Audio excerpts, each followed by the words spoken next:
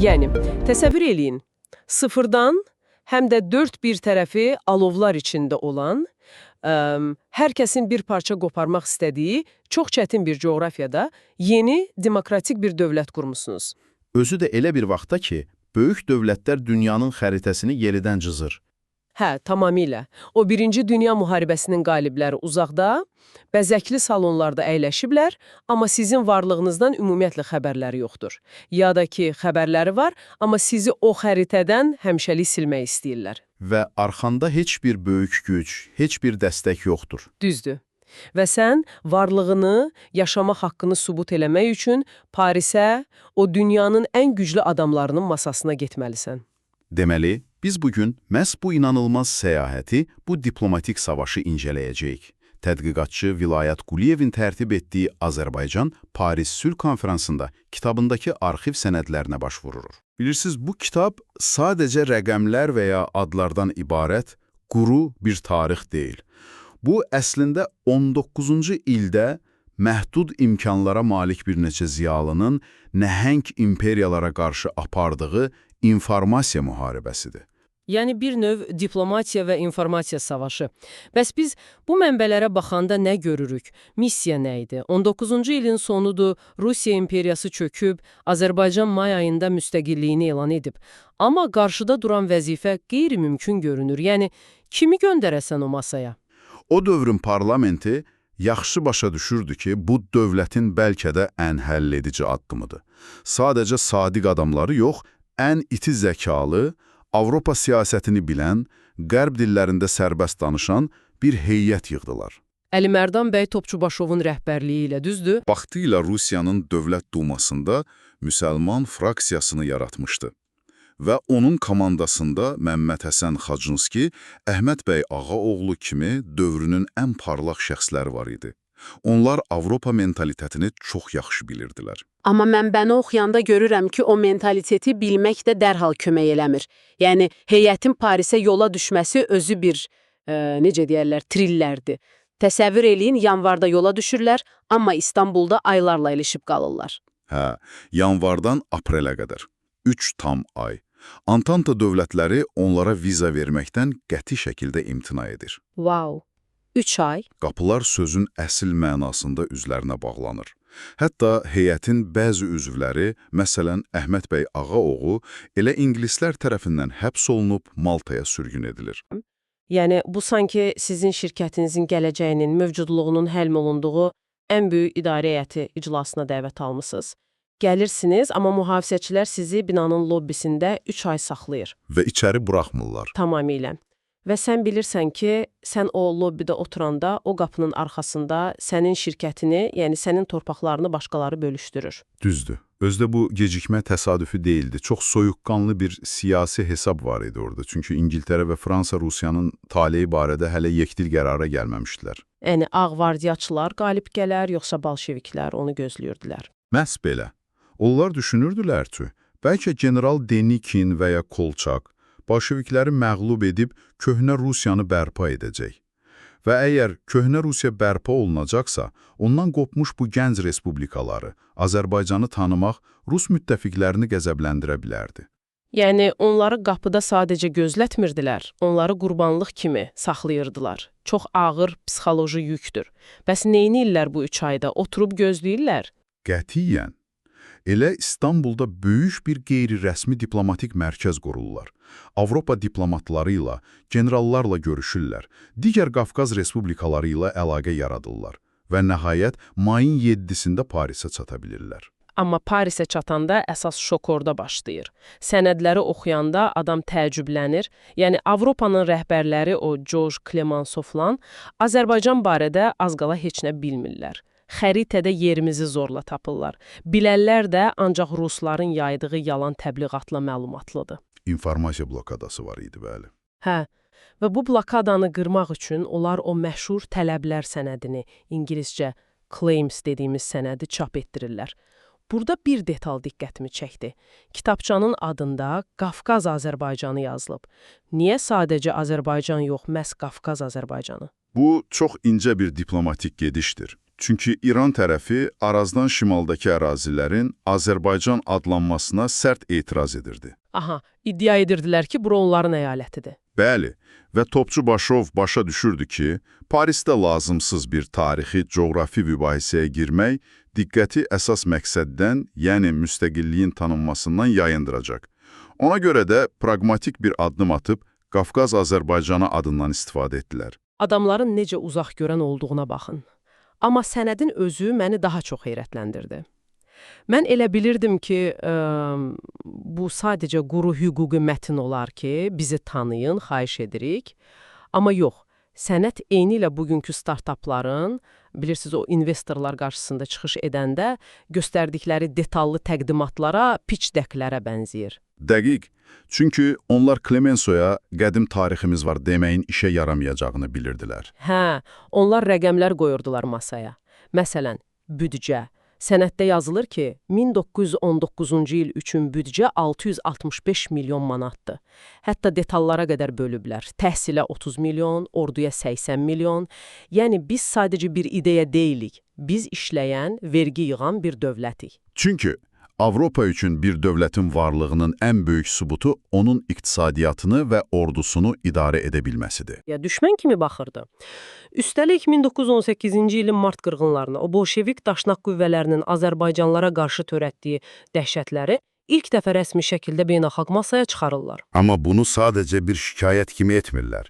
Onlar Avropaya bir səbəb-nəticə əlaqəsi göstərirdilər. Deyirdilər ki, baxın, əgər biz o imperiyanın tərkibində qalsaq, məhv ediləcəyik. Yəni müstəqillik lüks deyil. Bəli, müstəqillik fiziki mövcudluğumuz üçün, sağ qalmağımız üçün yeganə yoldur. Osmanlı ordusu məsələsini də bu kontekstdə verirdilər ki, bəli, onlar kömək etdi, yoxsa biz qırılacaqdıq. Lakin sonradan onlar geri çəkildi. Yəni biz heç kimin kuklası deyilik. Aydındır. Amma mənbəni oxuyanda burada böyük bir paradoksla qarşılaşdım. İndi bəlkə də dinləyicilərimiz də eyni şeyi düşünür. Bir tərəfdən onlar sənəddə deyirlər ki, biz tam müstəqil olmalıyıq. Amma digər tərəfdən elə oradaca Qafqaz evi deyə bir konsepsiya təklif edirlər. Aha, konfederasiya ideyası. Bəli. Azərbaycan, Gürcüstan, Ermənistan və Dağlılar Respublikasının konfederasiyasına. Yəni, mən bunu anlamaqda çətinlik çəkirəm. Əgər sən bu qədər əziyyətlə dövlət qurmusansa, qan tökmüsənsə, niyə dərhal o suverenliyi başqaları ilə hansısa ortaq çətir altında bölüşməyi təklif edirsən? Bu ziddiyyət deyil. İlk baxışdan elə görünür. Amma mən deyərdim ki, bu fantastik dərəcədə böyük siyasi uzaqgörənliyidir. Topçu Başov və digərləri regionun o qorxunc geosiyasi reallığını anlayırdılar.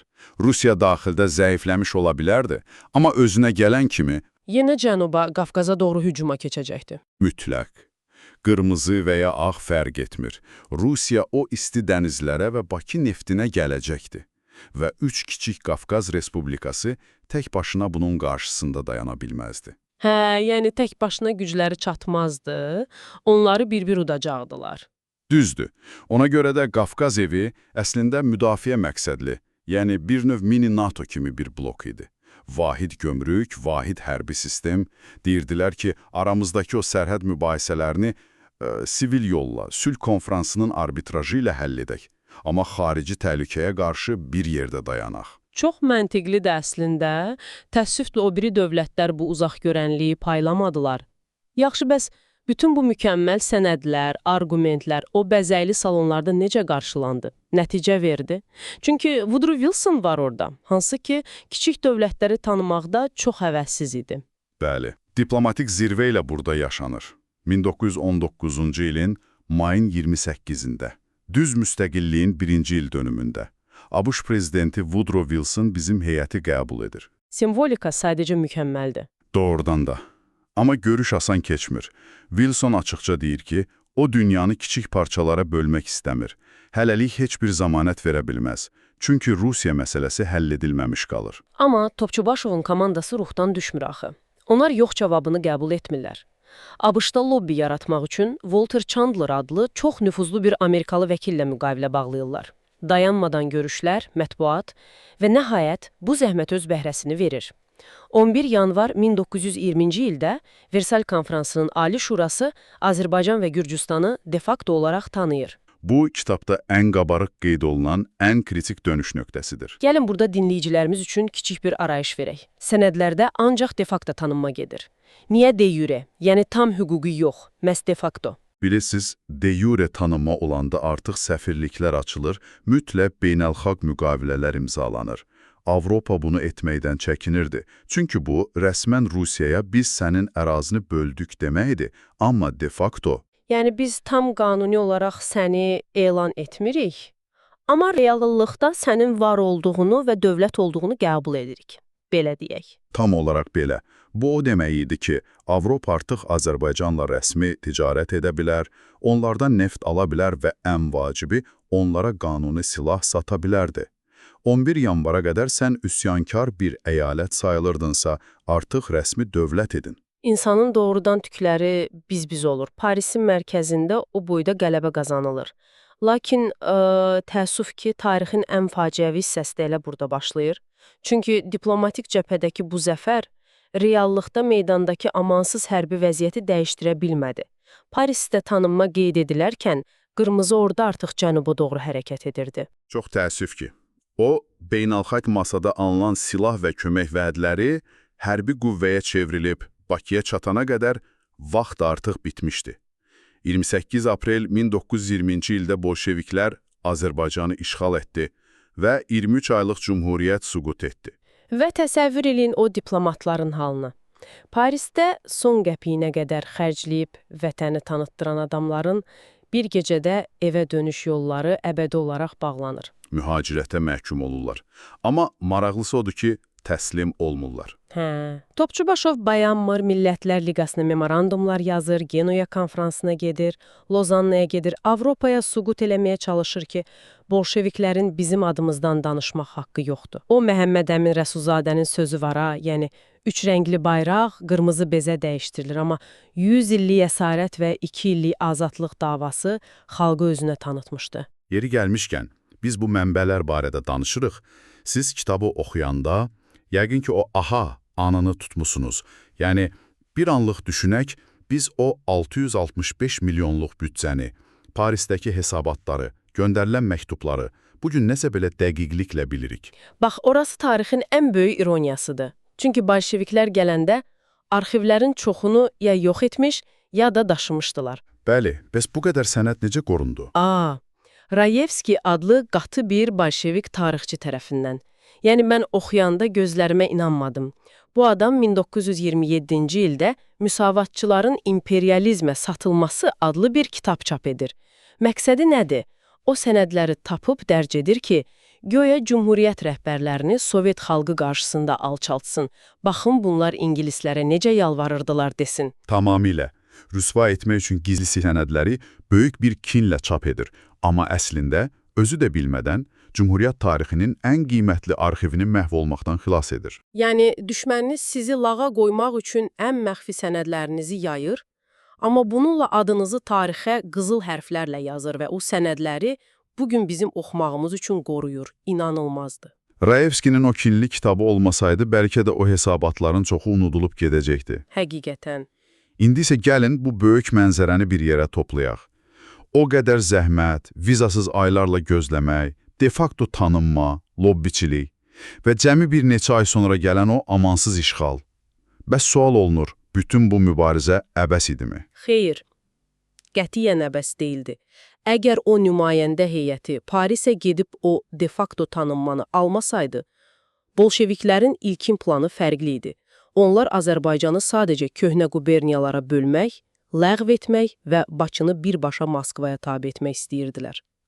Lakin Parisdəki o beynəlxalq tanınma Sovetlərin əl qolunu bağladı. Məhz, beynəlxalq aləmin artıq darda kiblikkanandığı bir subyekti xəritədən tamamilə silmək o qədər də asan değildi. Məcbur qalıb ən azından formal da olsa, Azərbaycan SSR formatında bir respublika kimi saxlamalı oldular. Deməli, o diplomatlar bəzən pulsuzluqdan, bəzən soyuqdan əziyyət çəkərək Parisdə savaşanda, əslində bugünkü müstəqil Azərbaycanın o coğrafi və hüquqi bünövrəsini qorumuşdular. Yəni, o Azərbaycan SSR-in mövcudluğu sonradan 1991-ci ildə tam müstəqil dövlətimizi eyni sərhədlərdə bərpa etməyimizə imkan yaratdı. Tamamilə düzdür.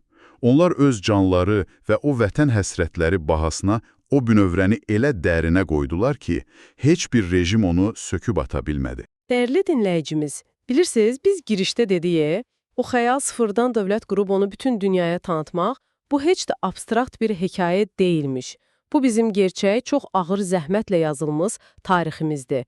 O Parisdə, uzaq və köhnə otaqlarda, biz buradayıq, biz varıq deyərək mübarizəni heç vaxt dayandırmayan o qəhrəmanlar, öz qələbələrini, 1991-ci ilin o təkrar müstəqilliyini gözləri ilə görə bilmədilər, amma bu bizə bugün belə bir açıq və dərindən düşünməli olduğumuz sual verir. Bizim bugün etdiyimiz, uğrunda yuxusuz qaldığımız, bəzən bəlkə də tamamilə nəticəsiz və ya məğlubiyyət kimi görünən fədakar addımlarımız, əslində bizdən 10 illiklər sonra başqa bir formatda böyük ağaclara çevriləcək, çiçək açacaq toxumlar ola bilərmi? Bu barədə düşünməyə həqiqətən dəyər. Bu mənbələrin dərinliyinə bizimlə birgə səyahət etdiyiniz üçün təşəkkür edirik. Hələlik.